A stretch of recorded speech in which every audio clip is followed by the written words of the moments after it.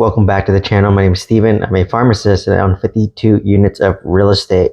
So I had a great question in the comments asking they would like more details on how I purchased my 26 unit apartment complex and the terms, and noted that I have a great property manager. So let's dive into my 26 unit apartment complex. I went over this before, but I want to talk about it again, as well as give kind of a present day update on how the 26 unit is doing. So I got my 26 unit apartment complex off market using a direct mail campaign.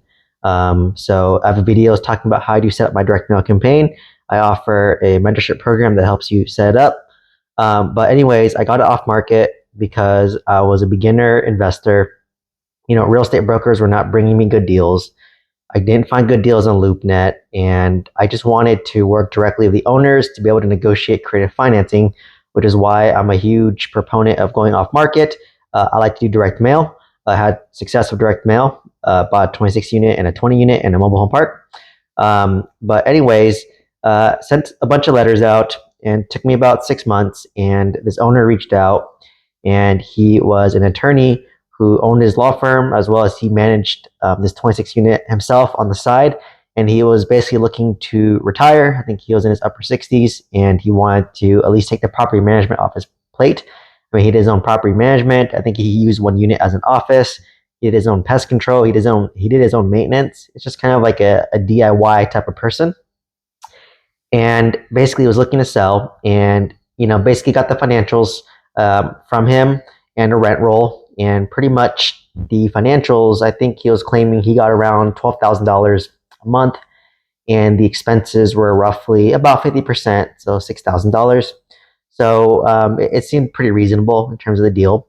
And 24 out of 26 units were rented out, so it had a great occupancy of around 90%. And basically, I analyzed the deal. I sent it to my lender, and basically, I kind of figured my top end price would probably be around 750K, based on the numbers in the financials. And basically, after analyzing the deal, I realized that his average rent was around $350 a month. He hasn't raised rents in about 5 years, and the market rents, assuming I'm doing renovations, it's around $700 a month. And this will make it probably a C plus, B minus kind of renovation, to make it a little bit nicer and still more affordable, right? So market rents was around 750 to 800. So we conservatively thought 700 is pretty reasonable. So pretty much I knew my high end was 750K, and 25% down. So I had the down payment, but obviously you want to buy the deal with margin, and you want to buy the deal with instant equity day one. So I offered tax assessed price, which is public information, of 520K. And I drafted up a letter of intent, which is a non-binding offer. And to my surprise, I sent it, and he accepted. So I was like, oh wow! Like I was, in my mind, willing to go up to 750, but I was able to get under contract for 520. And when I got this deal appraised, they did appraise for 750, as I kind of anticipated. And so, I bought this deal with, roughly almost $250,000 equity day one, right? So I'm buying right, locked in a great interest rate at the time in 2021 of like 4%. And, I basically have the ability to double the rents after spending, about $10,000 to $15,000 per unit, renovating everything brand new. So new flooring, new kitchen, new bathroom, new paint, remove the popcorn ceiling, update the appliances. So it ranged between 10 to 15,000. And I know I could raise the rents from 350, which was very low, right? Because the owner was covering utilities. So the owner was charging 500, all bills paid. But if you factor in the utilities, like the water, electricity, the gas, realistically, you pocket about 350 in rent, right? And so I knew that I could, after spending $10 to $15,000 per door for renovation, be able to charge about $700 per unit on average, and they cover their own utilities. So essentially, I'm doubling the net operating income. And by doubling the net operating income, assuming the cap rate stays the same, I'm able to double the value of the apartment complex. So I knew that I could do some renovation. It took me about 2 years to stabilize, which it did. Slowly, renovate units at 5 at a time. So, when I took over, I had about 5 units vacant. Then I would renovate those 5 and then rent those 5 out. Or a lot of times the tenant that were in the older units wanted to move to the nicer units and were willing to pay, $700 a month. And then when their units were vacated, I then renovate those 5 units and I repeat that process over the span of like 2 years.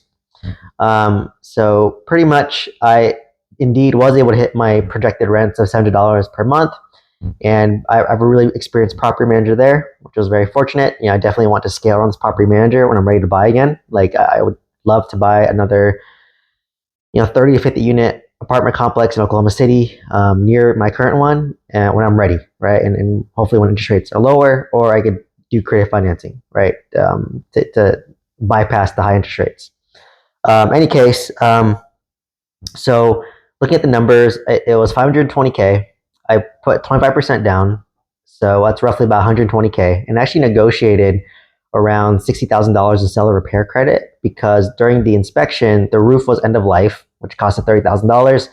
There were potholes in the driveway, and the electrical panels, which were recalled and non-compliant and a fire hazard. So I was able to negotiate a brand new roof, replacement of those 10 recalled solar panels, and to patch up those holes because those were safety issues that I told him that hey, my insurance may want me to fix this.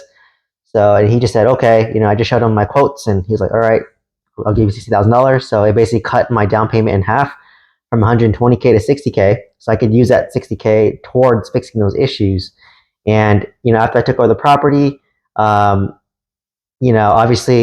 the rent was around $12,000 a month, but when I took over, it was always roughly averaging about $8,000 a month, and it kind of broke even. Like I made cash flow, but whatever cash flow I had, I would dump towards renovations for the first like 2 years, right? So let's just say I had $8,000 in cash flow. I had to pay for property tax, insurance, property manager. I didn't really I cash flow maybe $1,000 to $2,000 a month, but that would just go towards like renovations. So in my mind, I didn't feel like I had any cash flow. But I kind of hovered at $8,000 a month as I was renovating units, and over time it slowly increases. But I was always hovering between 8 to maybe 10,000. But literally on the last like 2 months, we like finished renovations and rented out like 7, 8 units within a month, and my cash flow went from like, or my gross rent went from like 10K all the way up to like I think $18,000 a month gross. And keep in mind, my loan's only like $2,000. So at that point in present day, I am cash flowing between $8,000 to $10,000 a month, depending on the occupancy and the repairs. So I've been hovering around 90% occupancy. But sorry, going back to the numbers, I bought for 520K, appraised at 750K day one, so I made instant equity. I put down $60,000 because I got $60,000 in seller repair credit. I was able to renovate it, which cost me around 350K. New roof, repaint the outside, repair the outside, renovate most of the units. Um, so if you factor all that, I was probably about 350K all in. So roughly, I'm in for about 850K, give or take. And I was able to double the value to around 1.5 to $1.6 million, right? Because I was able to double the rents. So these are my numbers. To be honest, owning apartments now for a long time, yes, I do cash flow, $8,000 to $10,000 a month, but realistically, I'm just saving that cash flow not to live my lifestyle, but to save it as an emergency reserve for in case a major capex issue happens, and it will happen, right? Maybe there's a big plumbing issue, maybe there's a roof issue, maybe I need to renovate another unit. You never know. So I don't live off that cash flow. I actually save it to help sustain my other real estate. I have a bunch of single family homes that are negative cash flow because I pulled out a bunch of equity. So, this has been an amazing deal. So if you look at it, I put in roughly, what is that, about $400,000 and of money, and I'm cash flowing about, let's just make it easy math, $10,000 a month in a year. That's $120,000. $120,000 divided by $400,000 all in. I mean, that's a crazy, cash on cash return, or returning your money, right? I don't know what that is off the top of my head. It's maybe like a little bit under 30% cash on cash return. And that's not factoring in that I doubled the value, made $800,000 of equity on the deal, right? Like I bought this for, yeah, I basically put in about $400,000. I forced $800,000 of equity, so I doubled my money. I'm making $10,000 a month in cash flow, which is about less than 30% cash to cash return. And I'm not even taking advantage yet of the tax advantages of depreciation, right? Because I'm not a real estate professional. So if I was able to factor in depreciation, let's just say I have $200,000 of losses because I've renovated the property and I have a $200,000 income taxed at a 40% tax rate.